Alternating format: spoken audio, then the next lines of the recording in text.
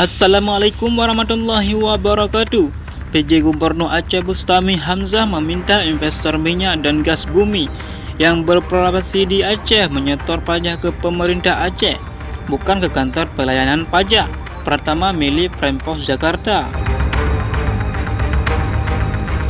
Hal itu disampaikan oleh Asisten Perekonomian dan Pembangunan Sekda Aceh, Zulkifli, yang memberi sambutan dari PJ Gubernur Aceh pada rapat satuan tugas pemerintah bersama dua wilayah Aceh yang diadakan di Gedung Keuangan Negara Banda Aceh Rabu tanggal 24 Juli 2024.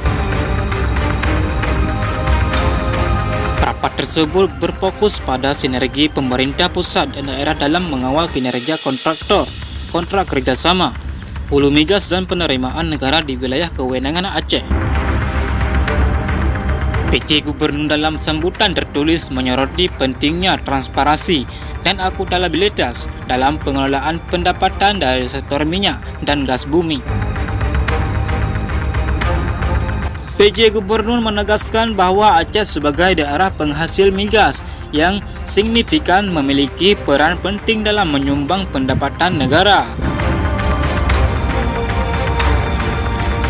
Bagi hasil migas memiliki kontribusi besar bagi pembangunan dan meningkatkan kesejahteraan masyarakat di Aceh.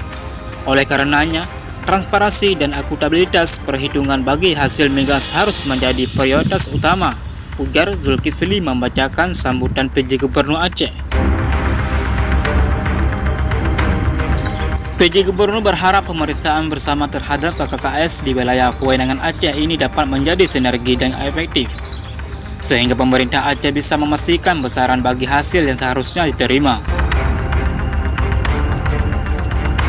Pemerintah Aceh juga dapat mengetahui secara tepat dan benar jumlah produksi migas, minyak mentah, dan gas alam yang sudah diangkat ke permukaan dan siap untuk dijual, serta penggantian biaya operasi yang dikeluarkan yang menjadi pijakan bersama.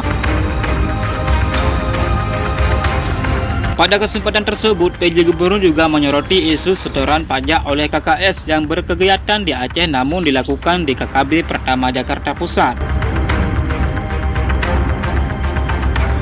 Pajak yang di sektor KKS yang berkegiatan migas di Aceh justru menjadi pemasukan bagi Pemprov DKI. Jika hal ini dilakukan di Aceh, ada dua manfaat yang diarahi: tambahan PAD bagi Aceh dan kewajiban KKS membuka kantor di Aceh, jelasnya. Hanya sekian. Assalamualaikum warahmatullahi wabarakatuh. NAT TV mengabarkan.